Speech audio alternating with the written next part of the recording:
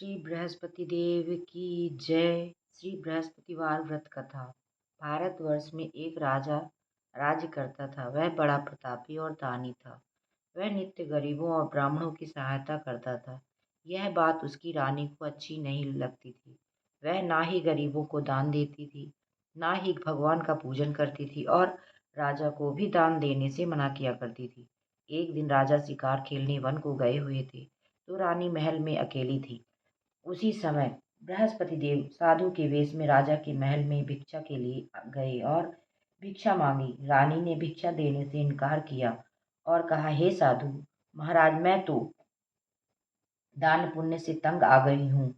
मेरा पति सारा धन लुटाता रहता है। मेरी इच्छा है कि हमारा धन नष्ट हो जाए, फिर ना रहेगा बांस और ना बजेगी बांसुरी। साधु ने कहा, देवी तुम तो बड़ी अजीब हो।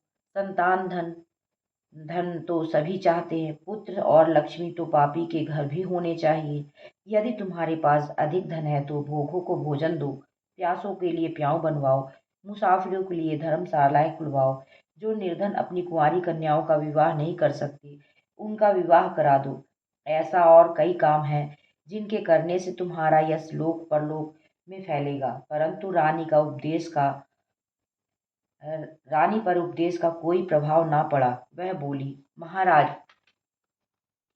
आप मुझे कुछ ना समझाइए। मैं ऐसा धन नहीं चाहती जो हर जगह बांटती फिरूं। साधु ने उत्तर दिया, यदि तुम्हारी ऐसी इच्छा है तो तथास्तु। तुम ऐसा करना कि बृहस्पतिवार को घर लीपकर पीली मिट्टी से अपना सिर धोकर स्नान करना, भट्टी चढ़ाकर कपड़े धोना। ऐसा करने से आपका सारा धन नष्ट हो जाएगा। इतना कहकर वह साधु महाराज वहां से अलोप हो गए। जैसे वह साधु कह कर गया था, रानी ने वैसा ही किया। 6 बृहस्पतिवार ही बीते थे कि उसका समस्त धन नष्ट हो गया और भोजन के लिए दोनों तरसने लगे। सांसारिक भोगों से दुखी रहने लगे। तब वह राजा रानी से कहने लगा कि तुम यहाँ पर रहो, मैं दूसरे देश में जाऊं, क्योंकि यहाँ पर मुझे सभी मनुष्य जानते हैं, इसलिए कोई कार्य भी को नहीं कर सकता। देश चोरी परदेश भीख बराबर है। ऐसा कहकर राजा परदेश चला गया। वहां जंगल को जाता और लकड़ी काट कर लाता और शहर में बेचता। इस तरह जीवन व्यतीत करने लगा। एक दिन दुखी होकर जंगल में पेड़ के नीचे निश्चित रूप से आसन जमा कर बैठ गया। वह अपनी दशा को याद करके व्याकुल होने लगा। बृहस्पतिवार का दिन था। एकाएक उसने देखा कि निर्जन वन में एक साधु प्रकट हुआ। वह साधु वेश में स्वयं बृहस्पति देवता थे। लकड़हारे के सामने आकर बोले, हे लकड़हारे, इस सुनसान जंगल में तू चिंता मग्न क्यों बैठा है? लकड़हारे ने दोनों हाथ जोड़कर प्रणाम किया और उत्तर दिया, महात्मा जी, आप सब कुछ जानते हैं, मैं क्या कहूँ। यह कहकर रोने लगा और साधु को आत्मकथा सुनाई। महात्मा जी ने कहा, तुम्हारी स्त्री ने बृहस्पति के दिन वीर भगवान का निरादर किया है, जिसके कारण रुष्ट होकर तुम्हारी यह दशा कर दी। अब तुम चिंता को दूर करके मेरे कहने पर चलो तो तुम्हारे सब कष्ट दूर हो जाएंगे और भगवान पहले से भी अधिक संपत्ति देंगे। तुम बृहस्पति के दिन पाठ किया करो। 2 पैसे के चने मुनक्का मंगवाकर उसका प्रसाद बनाओ और शुद्ध जल से लोटे में रख शक्कर मिलाकर अमृत तैयार करो। कथा के पश्चात अपने सारे परिवार को सुनने वाले प्रेमियों में अमृत व प्रसाद बांटकर आप भी ग्रहण किया करो। ऐसा करने से भगवान तुम्हारी सब मनोकामनाएं पूरी करेंगे। साधु के ऐसे वचन सुनकर लकड़हारा बोला, हे प्रभु, मुझे लकड़ी बेचकर इतना पैसा नहीं मिलता जिससे भोजन करने के उपरांत कुछ बचा सकूं। मैंने रात्रि में अपनी स्त्री को व्याकुल देखा है। मेरे पास कुछ भी नहीं जिससे उसकी खबर मंगा सकूं। साधु ने कहा, हे लकड़हारे, तुम किसी बात की चिंता मत करो। बृहस्पति के दिन तुम रोजाना की तरह लकड़ियां लेकर शहर को जाओ। तुमको रोज से दुगना धन प्राप्त होगा, जिससे तुम भली भांति भोजन कर लोगे तथा बृहस्पति देव की पूजा का सामान भी आ जाएगा। इतना कहकर साधु अंतर ध्यान हो गए। धीरे धीरे समय व्यतीत होने लगा। फिर वही बृहस्पतिवार का दिन आया। लकड़हारा जंगल से लकड़ी काटकर किसी भी शहर में बेचने लग गया। उसे उस दिन और दिन से अधिक पैसा मिला। राजा ने चना गुड़ आदि लाकर गुरुवार का व्रत किया। उस दिन से उसके सभी कलेश दूर हुए। परंतु जब दोबारा गुरुवार का दिन आया तो बृहस्पतिवार का व्रत करना भूल गया। इस कारण बृहस्पति भगवान नाराज हो गए। उस दिन से उस नगर के राजा ने विशाल यज्ञ का आयोजन किया तथा शहर में यह घोषणा करा दी कि कोई भी मनुष्य अपने घर में भोजन ना बनावे, ना आग जलावे। समस्त जनता मेरे यहाँ भोजन करने आवे। इस आज्ञा को जो ना मानेगा उसके लिए फांसी की सजा दी जाएगी। इस तरह घोषणा की संपूर्ण नगर में करवा दी गई। राजा की आज्ञा अनुसार शहर के सभी लोग भोजन करने गए, लेकिन लकड़हारा कुछ देर से पहुंचा, इसलिए राजा उसको अपने साथ घर लिवा ले गए और ले जाकर भोजन करा रहे थे तो रानी की दृष्टि उस खूंटी पर पड़ी जिस पर उसका हार लटका हुआ था। वह वहां पर दिखाई ना दिया। रानी ने निश्चय किया कि मेरा हार इस मनुष्य ने चुरा लिया है। उसी समय पुलिस को बुलाकर उसको जेल खाने में डलवा दिया। जब लकड़हारा जेल खाने में पड़ गया और बहुत दुखी होकर विचार करने लगा कि ना जाने कौन से पूर्व जन्म में कर्म से मेरे लिए दुख प्राप्त हुआ है, और उसी साधु को याद करने लगा जो कि जंगल में मिला था। उसी समय तत्काल बृहस्पति देव साधु के रूप में प्रकट हो गए और उसकी दशा को देखकर कहने लगे, अरे मूर्ख, तूने बृहस्पति देव की कथा नहीं करी, इस कारण तुझे दुख प्राप्त हुआ है। अब चिंता मत कर, बृहस्पतिवार के दिन जेल खाने के दरवाजे पर 4 पैसे पड़े मिलेंगे, उनसे तू बृहस्पति देव की पूजा करना, तेरे सभी कष्ट दूर हो जाएंगे। बृहस्पति के रोज उसे 4 पैसे मिले। लकड़हारे ने कथा कही।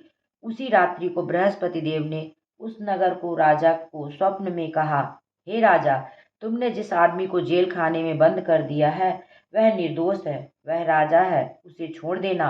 रानी का हार उसी खूंटी पर लटका है, अगर तू ऐसा नहीं करेगा तो मैं तेरे राज्य को नष्ट कर दूंगा। इस तरह रात्रि के स्वप्न को देखकर राजा प्रातःकाल उठा और खूंटी पर हार देखकर लकड़हारे को बुलाकर क्षमा मांगी तथा लकड़हारे को योग्य सुंदर वस्त्र आभूषण देकर विदा किया तथा बृहस्पति देव की आज्ञा अनुसार लकड़हारा अपने नगर को चल दिया। राजा जब अपने नगर के निकट पहुंचा तो उसे बड़ा आश्चर्य हुआ। नगर में पहले से अधिक बाग, तालाब और कुएं तथा बहुत सी धर्मशाला, मंदिर आदि बन गई हैं। राजा ने पूछा, यह किसका बाग और धर्मशाला है? तब नगर के सब लोग कहने लगे, यह सब रानी और बांदी के हैं। तो राजा को आश्चर्य हुआ और गुस्सा भी आया।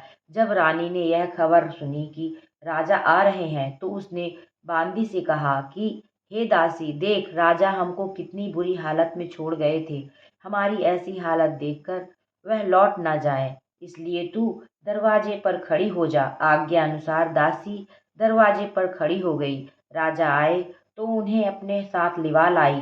तब राजा ने क्रोध करके अपनी रानी से पूछा कि यह धन तुम्हें कैसे प्राप्त हुआ है?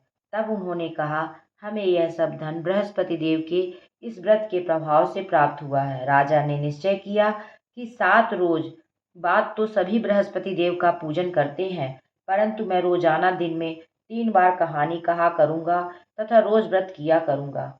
अब हर समय राजा के दुपट्टे में चने की दाल बंधी रहती तथा दिन में 3 बार कहानी कहता। एक रोज राजा ने विचार किया कि चलो अपनी बहन के यहाँ हो आवे।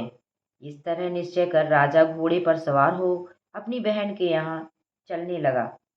मार्ग में उसने देखा कि कुछ आदमी उस एक मुर्दे को लिए जा रहे हैं। उन्हें रोककर राजा कहने लगा, अरे भाइयों, मेरे बृहस्पति देव की कहानी सुन लो। वे बोले, लो, हमारा तो आदमी मर गया है, इसको अपनी कथा की पड़ी है। परंतु कुछ आदमी बोले, अच्छा, कहाँ हम तुम्हारी कथा भी सुनेंगे। राजा ने दाल निकाली और जब कथा आधी हुई कि मुर्दा उहिलने लग गया, और जब कथा समाप्त हो गई तो मुर्दा राम राम करके मनुष्य उठकर खड़ा हो गया। आगे मार्ग में उसे एक किसान खेत में हल चलाता मिला। राजा ने उसे देखा और उससे बोला, अरे भैया, तुम मेरी बृहस्पतिवार की कथा सुन लो।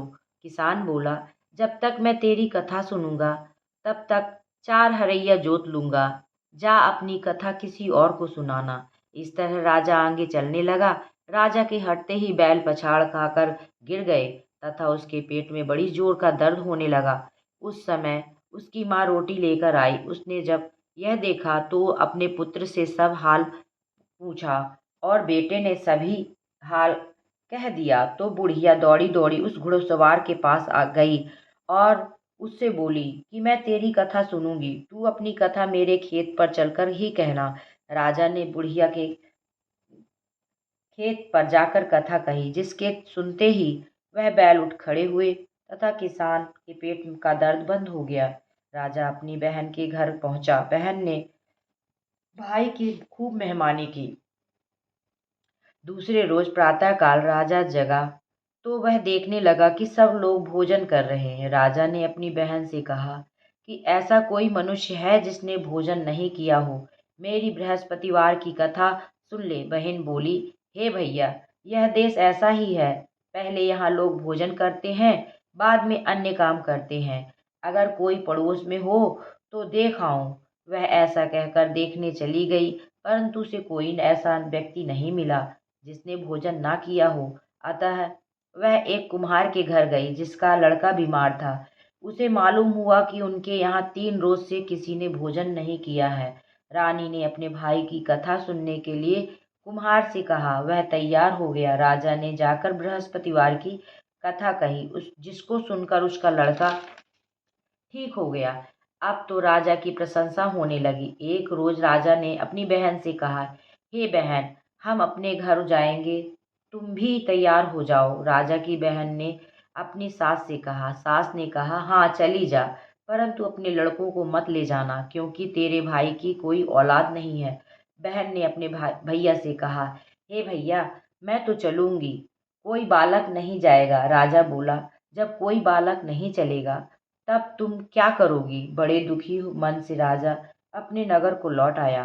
राजा ने अपनी रानी से कहा, हम निर्वंशी राजा हैं, हमारा मुंह देखने का धर्म नहीं है और कुछ भोजन आदि नहीं किया। रानी बोली, हे प्रभु, बृहस्पति देव ने हमें सब कुछ दिया है, हमें औलाद अवश्य देंगे। उसी रात को बृहस्पति देव ने राजा से स्वप्न में कहा, हे राजा, उठ, सभी सोच त्याग दे, तेरी रानी गर्भ से है। राजा की यह बात सुनकर बड़ी खुशी हुई। 9वें महीने में उसके गर्भ से एक सुंदर पुत्र पैदा हुआ। तब राजा बोला, हे रानी, स्त्री बिना भोजन के रह सकती है, बिना कहे नहीं रह सकती। जब मेरी बहन आवे तुम उससे कुछ कहना मत। रानी ने सुनकर हाँ कर दिया। जब राजा की बहन ने यह शुभ समाचार सुना तो वह बहुत खुश हुई तथा बधाई लेकर अपने भाई के यहाँ आई। तभी रानी ने कहा, घोड़ा चढ़कर तो नहीं आई, गधा चढ़ी आई। राजा की बहन बोली, भाभी, मैं इस प्रकार ना कहती तो तुम्हें औलाद कैसे मिलती। बृहस्पति देव ऐसे ही हैं, जैसी जिसके मन में कामनाएं हैं सभी को पूर्ण करते हैं। जो सद्भावना पूर्वक बृहस्पतिवार का व्रत करता है वह कथा पढ़ता है अथवा सुनता है और दूसरों को सुनाता है, हे बृहस्पति देव उसकी सभी मनोकामना पूर्ण करते हैं। भगवान बृहस्पति देव उसकी सदैव रक्षा करते हैं। संसार में सद्भावना से भगवान जी का पूजन व्रत सच्चे हृदय से करते हैं तो उनकी सभी मनोकामनाएं पूर्ण करते हैं। जैसी सच्ची भावना से रानी और राजा ने उनकी कथा का गुणगान किया तो उनकी सभी इच्छाएं बृहस्पति देव जी ने पूर्ण की थी। इसीलिए पूर्ण कथा सुनने के बाद प्रसाद लेकर जाना चाहिए। हृदय से उसका मनन करते हुए जयकारा बोलना चाहिए। बोलो बृहस्पति देव की जय।